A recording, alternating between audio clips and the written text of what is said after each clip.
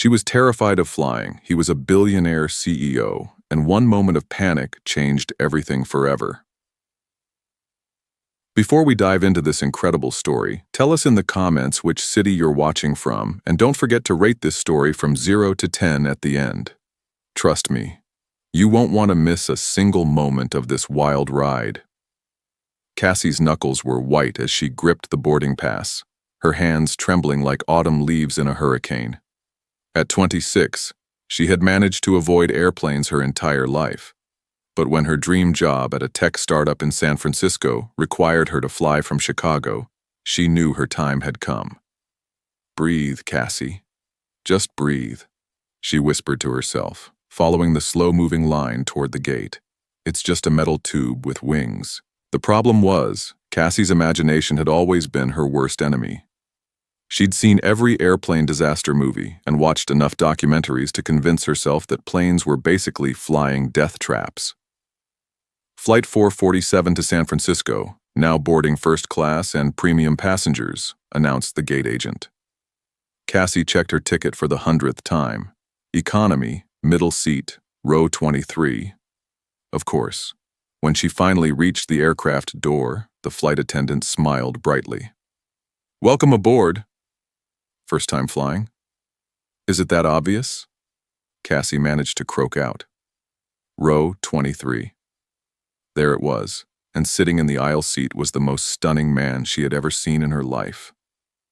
He looked up from his laptop as she approached, and Cassie felt her breath catch.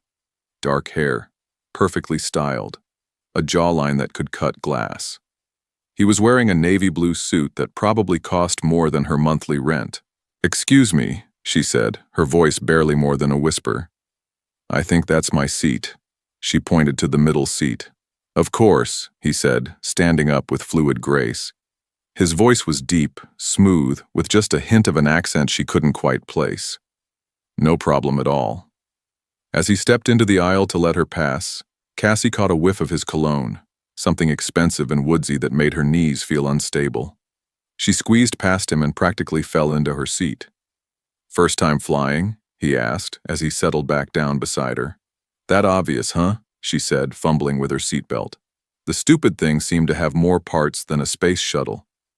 "Here, let me help," he said gently, reaching over. His fingers brushed against hers as he clicked the belt into place. "I'm Alexander, by the way. Alexander Stone." "Cassie," she managed to respond. "Cassie Rodriguez, and thank you." The engines began to roar to life, and Cassie's anxiety shot through the roof. She gripped the armrests so tightly she was leaving permanent indentations in the plastic. "The worst part is takeoff," Alexander said conversationally. "Once we're in the air, it's smooth sailing." "Turbulence," the pilot's voice crackled over the intercom. "We're expecting some moderate chop during our initial climb." Cassie's eyes went wide. Did he just say what I think he said? Alexander looked like he was trying not to laugh. "It's really not that bad, I promise." The plane began to accelerate down the runway, and the engines became deafening. The acceleration pressed her back into her seat. The aircraft began to lift off the ground, and Cassie's survival instincts took over. Without thinking, her hand shot out to grab onto something for support. It took her exactly 3 seconds to realize what she had grabbed. And it definitely wasn't the armrest. Cassie's eyes flew open in horror as she realized her hand was firmly planted on Alexander's thigh. Not just his thigh, his upper thigh. The kind of upper thigh that was definitely in the personal space category. "Oh my God!" she shrieked, yanking her hand back.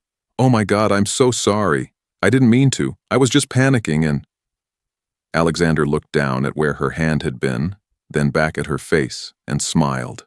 Not a polite, uncomfortable smile, but a genuinely amused one. "Well," he said, his voice rich with barely contained laughter, "that's certainly one way to introduce yourself properly." Cassie's face turned 17 different shades of red. "I am so sorry. I have anxiety, and when I panic, I just grab onto things." "Cassie," he interrupted gently. "It's okay. Really, it's not okay. she wailed, covering her face with her hands. I just grabbed you, inappropriately, on an airplane. Alexander's laughter was warm and infectious. You're clearly just terrified, not predatory. Cassie looked at him, searching his face for any sign of disgust, but all she saw was kindness and amusement. You're not mad? Mad? Cassie, you're the most entertaining passenger I've ever sat next to, he said with a grin. Though usually people buy me dinner before getting quite so familiar. Oh, God, Cassie groaned, sinking lower in her seat. Actually, Alexander said, leaning slightly closer, I think it's pretty memorable. The plane hit turbulence and Cassie grabbed Alexander's arm, his arm this time, and held on for dear life. Sorry, she said quickly, but didn't let go. You're not being ridiculous, he said, covering her hand with his free one. Fear of flying is completely rational. Cassie looked at him in surprise. Really? Really? The only difference is that some of us have had enough experience to trust that the pilots know what they're doing. For the rest of the flight, Alexander distracted her with stories when turbulence hit, explained what was happening during descent, and talked her through breathing exercises when her anxiety spiked. By the time they landed in San Francisco, Cassie felt like she had known him for years. See? Alexander said as the plane taxied to the gate. That wasn't so bad, was it? Cassie laughed, realizing that somewhere over Nevada, she had actually stopped being terrified. You know what? You're right. As passengers began to disembark, Cassie felt a strange sense of loss. This magical flight was about to end. Well, she said, gathering her things, thank you for everything. You made my first flight actually wonderful. The pleasure was all mine, Alexander said. Cassie, I know this might sound crazy, but would you like to have dinner with me tonight? Cassie's heart jumped into her throat. You want to have dinner with me? Very much, he said, smiling that smile that made her knees weak. Unless you have a policy against dining with men you've accidentally groped on airplanes. You really are never going to let me forget that, are you? Not a chance, he said. So? Dinner? Yes, she said. I would love to. They exchanged numbers and Alexander said, I'll pick you up at 7. I'm at the Marriott downtown. I know it well, he said. I'll see you tonight, Cassie. He kissed her cheek softly before walking away, and Cassie stood there wondering if she had just imagined the entire thing, like she was starring in her own romantic comedy. She spent the morning apartment hunting, her phone buzzing constantly with texts from Alexander. Around noon, her phone rang. How's the apartment hunting going? Alexander's voice was warm. I've seen some fascinating interpretations of the word spacious, Cassie said. That bad, huh? Let's just say I'm starting to understand why people have roommates in this city. Actually, that's why I'm calling, Alexander said, and something in his tone made Cassie pause. Cassie, I need to tell you something. The company I run, it's called Stone Technologies. The name sounded familiar. Okay? Cassie, Alexander said gently. Stone Technologies is the company that hired you. The phone slipped from Cassie's fingers and clattered to the floor. She bent down to pick it up with shaking hands. Alexander? Did you just say, I'm your new boss, he said quietly. Cassie, I should have told you yesterday, but I was having such an amazing time, and I didn't want it to change anything. You're my boss, Cassie repeated numbly. Technically, yes, but Cassie, that doesn't change how I feel about you.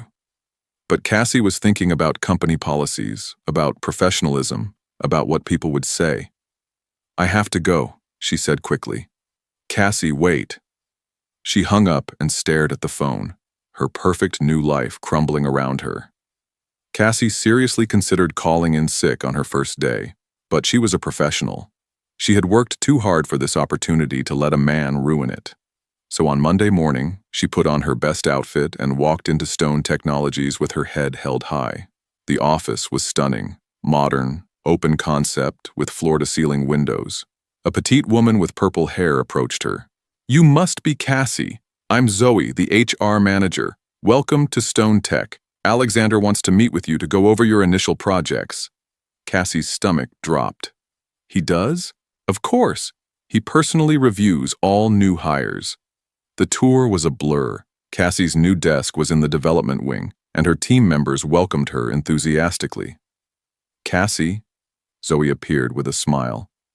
Mr. Stone is ready to see you now. Cassie's hands were shaking as she followed Zoe to the executive floor. Through the frosted glass doors, she could see Alexander's familiar silhouette. Just knock and go in, Zoe said. Cassie knocked and entered. Alexander was standing behind his desk, looking devastating in a charcoal gray suit. When he saw her, his face lit up with relief. Cassie, he said softly. Thank you for coming. I work here, Cassie said stiffly. You wanted to see me about my projects? Alexander's face fell at her formal tone. Yes, but first I wanted to talk about… I'd prefer to keep this professional, Cassie interrupted. What did you need to discuss regarding my work? Alexander nodded slowly and sat behind his desk. Of course, please have a seat. For 20 minutes, they discussed Cassie's role and assignments. Alexander was thorough, professional, and knowledgeable. He was also, Cassie realized, an excellent boss. Do you have any questions? He asked. No, everything is clear, Cassie said, standing to leave. Cassie, Alexander said quietly as she reached the door. I know this is complicated, but… It doesn't have to be complicated, Cassie said without turning around. This is my job, you're my boss, and that's all it needs to be. She walked out without looking back, missing the heartbreak that crossed Alexander's face. 3 weeks passed in limbo. Cassie threw herself into work and excelled. Alexander treated her exactly like any other employee. No special attention, no personal conversations. It was what she'd said she wanted. So why did she feel so miserable? You're being an idiot, her coworker Jake announced one Friday afternoon. Excuse me? Everyone can see you're crazy about the boss and everyone can see he's crazy about you, but you're both pretending to be professional and miserable. Jake, it's not that simple. There are company policies. Cassie, Jake interrupted, do you know how Alexander started this company? Cassie frowned. No, why?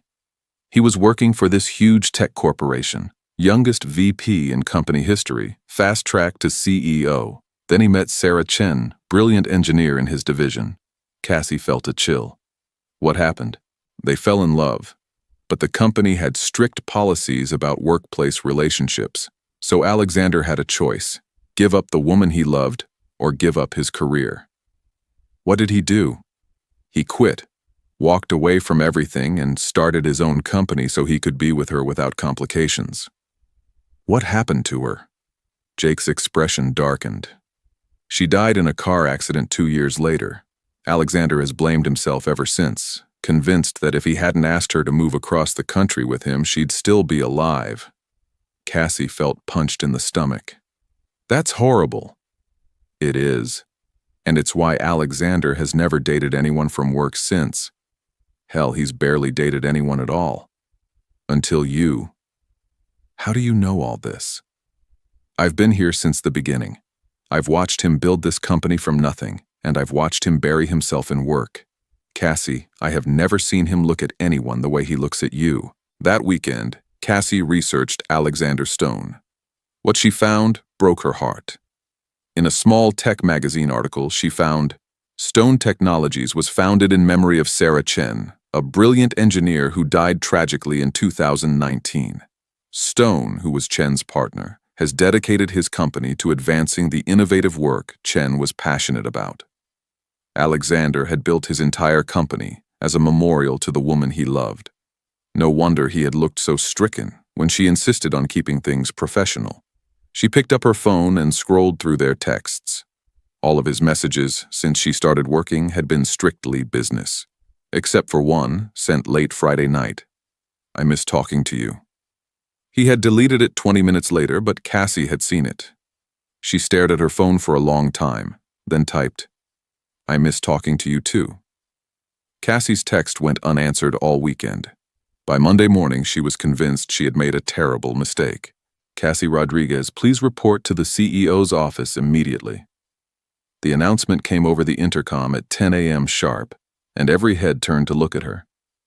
You're about to get the romantic gesture of the century, Jake said gleefully. When Cassie knocked and entered Alexander's office, she found him standing by the window. He looked tired, with dark circles under his eyes. You wanted to see me? She said softly. He turned around. Cassie, I got your text. I know you didn't respond. I understand if you've changed your mind. Changed my mind? Alexander interrupted, stepping closer. Cassie, I haven't been able to think about anything else since I met you. Do you have any idea what these past 3 weeks have been like? I'm sorry, I was scared. I didn't want to mess up my job. Cassie, Alexander said gently, cupping her face. There is nothing more important to me than you. Not this company, not any job, not any policy. You. Cassie felt tears spring to her eyes. Alexander, I know about Sarah, she said quickly. Jake told me. I'm so sorry. Alexander's hands stilled. He told you about how you started the company, about what happened to her, about why you've been afraid. Alexander closed his eyes. I loved her so much, and I cost her everything. That wasn't your fault, Cassie said firmly. What happened to Sarah was a terrible accident. I asked her to give up her career for me. Because you loved each other. Love requires sacrifice sometimes. That doesn't make it wrong. He looked at her for a long moment. I can't lose you too. You won't, Cassie said, kissing him softly. You won't lose me. When they broke apart, Alexander rested his forehead against hers.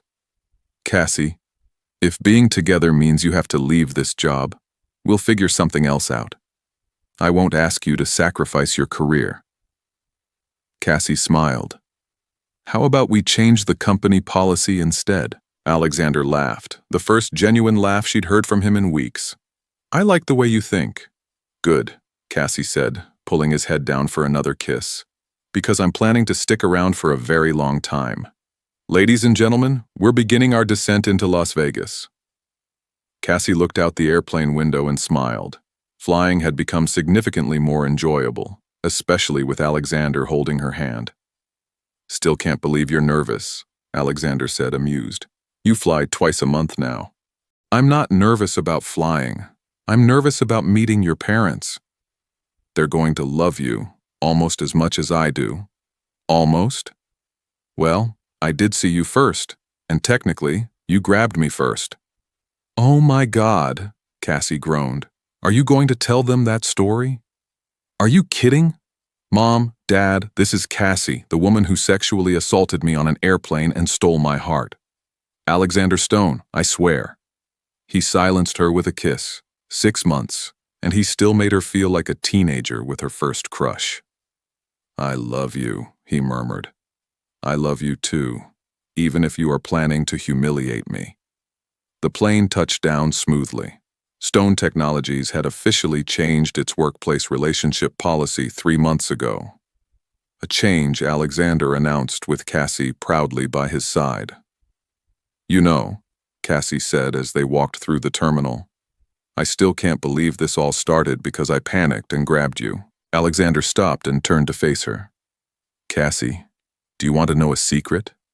What? I wasn't supposed to be on that flight.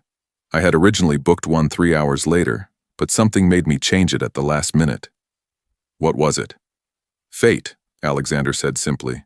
The universe knew I needed to be on that plane in that seat when you needed someone to hold on to. Cassie felt tears spring to her eyes. You really believe that? I believe that some things are meant to be, and sometimes the best things come from the moments that scare us most. As they made their way to baggage claim, Alexander's tone became more serious. Actually, I'm glad everyone knows the story. It means I get to tell people about the bravest, most amazing woman I know. Cassie stopped walking and looked at him, her heart full. And, he continued, reaching into his jacket pocket, it means I get to tell people about the woman I want to spend the rest of my life with, Cassie's breath caught as he pulled out a small velvet box. "Cassie Rodriguez," Alexander said, dropping to one knee right there in the Las Vegas airport. "You grabbed onto me during the scariest moment of your life, and I never want you to let go. Will you marry me?" Cassie stared at him in shock, aware that other travelers were stopping to watch. "Are you serious?" she whispered. "Dead serious," Alexander said, opening the box to reveal a stunning ring. "I love you, Cassie. I love your coding genius, your terrible coffee, your amazing cookies, and yes, even your airplane panic grabbing. Will you marry me?"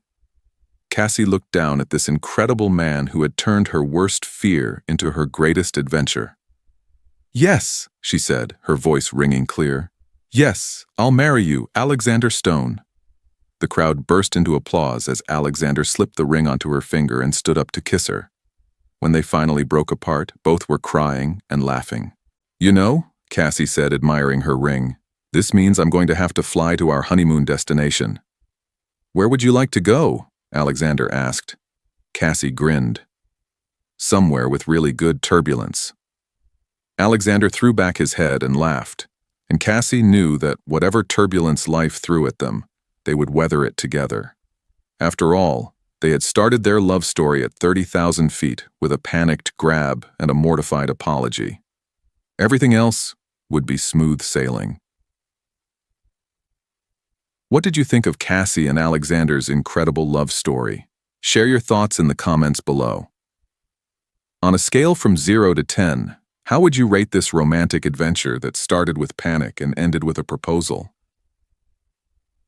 Don't forget to subscribe to our channel and hit that notification bell so you never miss our amazing stories. And if you loved this tale of airplane anxiety turning into true love, check out our other incredible romance stories by clicking the links below. Remember, sometimes the most beautiful love stories begin with the most embarrassing moments. Who knows? Your next flight might just change your life forever. See you in the next story.